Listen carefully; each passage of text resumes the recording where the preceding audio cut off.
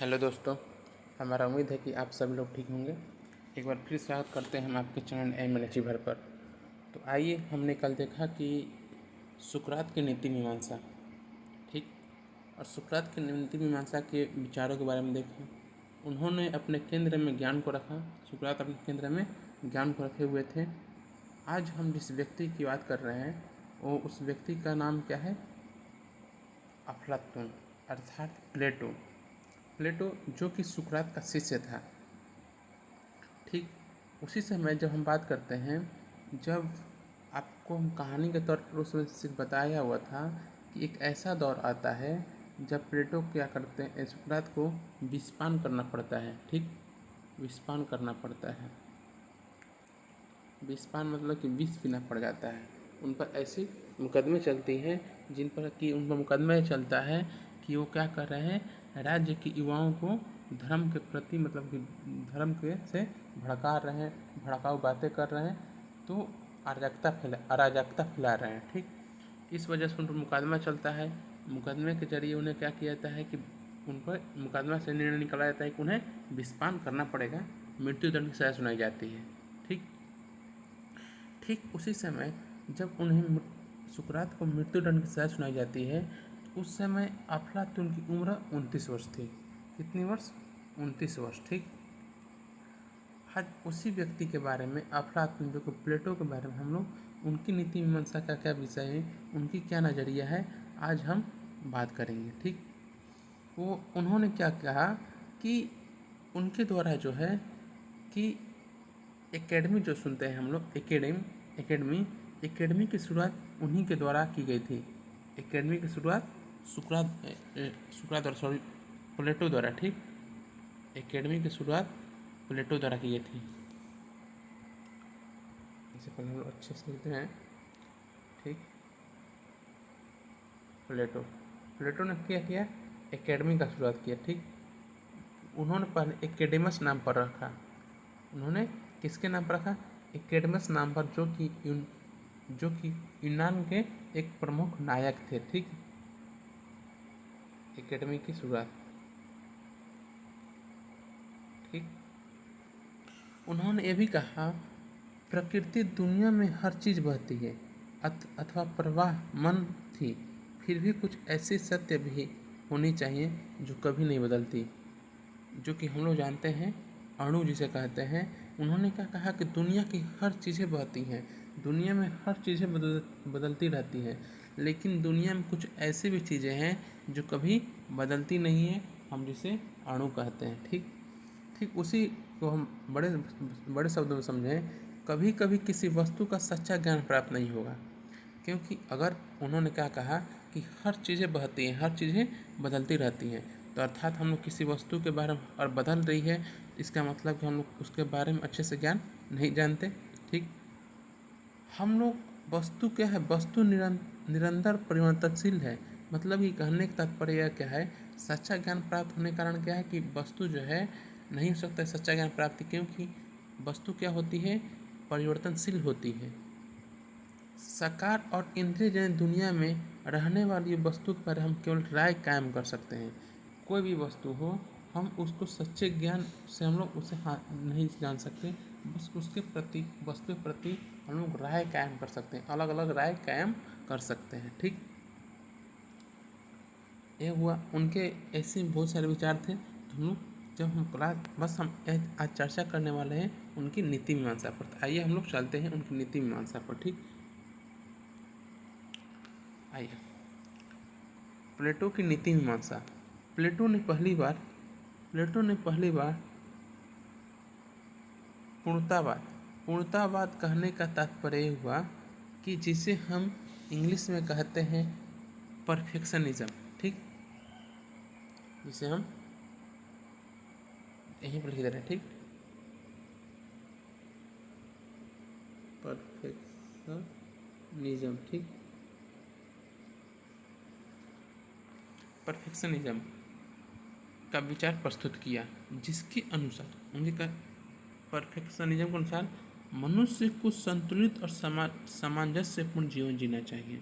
मतलब कि मनुष्य को ऐसे जीवन जीना चाहिए क्या होके, एक संतुलित होके, और सामंजस्यपूर्ण हो गए। ठीक, सुकरात की तरह प्लेटो ने 4 सद्गुणों को नैतिक आचरण का आधार माना। ठीक, जैसे कि सुकरात ने भी कहा कि हमारे नैतिक आचरण के जो कि सबसे प्रमुख जो है हमारा सद्गुण क्या है, ज्ञान।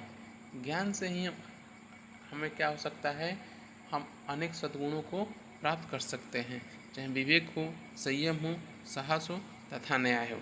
तो उसी तरह प्लेटो ने भी अपने नैतिक आचरण का आधार विवेक को माना, संयम को माना, साहस को माना तथा न्याय को माना। ठीक, यह तो उन्होंने क्या कहा कि हम लोग क्या कर सकते हैं, जो हमारा नैतिक आचरण है, नैतिक आचरण का आधार जो है हमारा विवेक है, संयम है, साहस है तथा न्याय है। ठीक, आगे देखते हैं हम लोग। पहले 3 सद्गुणों का सही अनुपात तथा सामंजस्य होने पर न्याय का सद्गुण जो कि सर्वोच्च सद्गुण है, हम लोग क्या करते हैं, क्या आप लोग जानते ही होंगे कि क्या है कि न्याय, अगर हम लोग किसी राज्य के स्तर पर बात करें तो क्या कि राज्य का स्तर पर सबसे सर्वोच्च क्या है, न्याय। आप लोग सिद्धांत ये बात सुने, एक कोटेशन सुने ही होंगे कि भले ही 100 गुनहगार छूट जाना चाहिए लेकिन एक बेगुनाह की फांसी नहीं होनी चाहिए। तो इसी के आधार पर अगर माना जाए कि अगर किसी पहले 3 सद्गुणों का सही अनुपात सामंजस्य होने पर न्याय का सद्गुण जो कि सर्वोच्च सद्गुण है उत्पन्न होता। इस संबंध में व्याख्या प्लेटो ने व्यक्ति और राज्य दोनों स्तर पर की। हमने क्या कहा, व्यक्ति और राज्य का स्तर पर, मतलब कि राज्य के स्तर पर न्याय और भी महत्वपूर्ण बन जाता है। ठीक, व्यक्ति पर उसका मत है कि व्यक्ति के स्तर पर उसका मत है जो व्यक्ति अपने साहस और संयम को विवेक के अधीन रखता है उससे न्याय सद्गुण उत्पन्न हो सकता है। मतलब कि जो व्यक्ति अपने साहस को, संयम को विवेक के अधीन रखता है, कोई निर्णय क्या होता है अपने विवेक के अधीन रखता है, मतलब कोई निर्णय विवेक से लेता है तो उसके अंदर क्या हो सकता है, न्याय के सद्गुण उत्पन्न हो सकते हैं। ठीक, अच्छे से वो न्याय कर सकता है, तटस्थ न्याय कर सकता है, निष्पक्षता का व्यवहार कर सकता है। ठीक, आगे देखते हैं हम लोग। राज्य के स्तर पर 3 वर्ग हैं। प्रशासक वर्ग जो कि विवेक का प्रतिनिधि है, सैनिक वर्ग आप लोग जानते हैं साहस का प्रतिनिधि है, और व्यापारी वर्ग जो कि वासना और संयम का प्रतिनिधि है, क्योंकि लाभ हम लोग क्या कर सकते हैं, संयम से ही कमा सकते हैं। ठीक, अगर और तीनों एक दूसरे से काम में हस्तक्षेप ना करें और सैनिक तथा व्यापारी वर्ग प्रशासक वर्ग के निर्देशों का अधीन रहें तो राज्य न्यायपूर्ण होता है। ठीक, कहने का तात्पर्य इनको कि अगर हम लोग क्या करें, किसी भी जानते हैं कि किसी भी राज्य में एक प्रशासक वर्ग हुआ, एक व्यापारी वर्ग हुआ, एक सैनिक वर्ग हुआ। जो कि प्रशासक वर्ग के पास विवेक होनी चाहिए, विवेक का प्रतिनिधित्व करता है। वहीं सैनिक वर्ग क्या है, साहस का प्रतिनिधित्व करता है। वहीं व्यापारी वर्ग क्या है, संयम का प्रतिनिधित्व करता है। ठीक, लेकिन इन तीनों वर्गों को एक दूसरे से तटस्थ रहने के साथ साथ प्रशासक वर्ग की तटस्थ रहने के साथ साथ हस्तक्षेप न करें, लेकिन सैनिक तथा व्यापारिक वर्ग है उन्हें प्रशासक वर्ग के निर्देशों के अधीन रहना चाहिए, जिससे कि राज्य क्या हो सकता है, न्यायपूर्ण हो सकता है। तो ये थी हमारी प्लेटो की नीति मीमांसा। हम लोगों ने प्लेटो की नीति मीमांसा देखी, प्लेटो की नीति मीमांसा।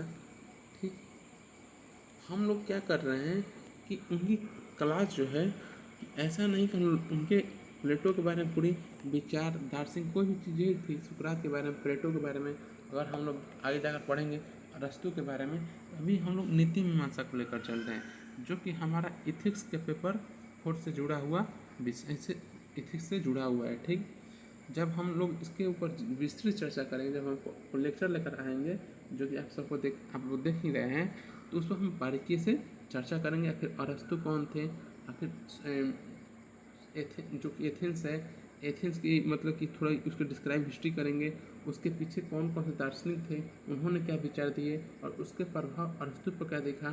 ठीक, अरस्तु के साथ सुकरात, जो कि सुकरात हम लोग कहें क्या है, राज्य न्यायपूर्ण होता है, जिससे कि किस वजह से सुकरात को विषपान करना पड़ा, विष का प्याला पीना पड़ा, इसके पीछे कारण क्या थे, उसके कारण की वजह से सुकरात को अफलातून पर क्या प्रभाव पड़ा, इस सब चीज़ों को हम लोग देखेंगे। ठीक, तो आज के लिए इतना ही। आप सभी का धन्यवाद। आप लोग पढ़ते रहिए। जो भी डाउट हो आप सभी के सब, जो भी डाउट हो, जो भी आपको सवाल लगता हो, तो क्या हो, आप लोग हमारे कमेंट बॉक्स में कमेंट करके भेज सकते हैं। आपका जवाब पुनः दिया जाएगा। ठीक।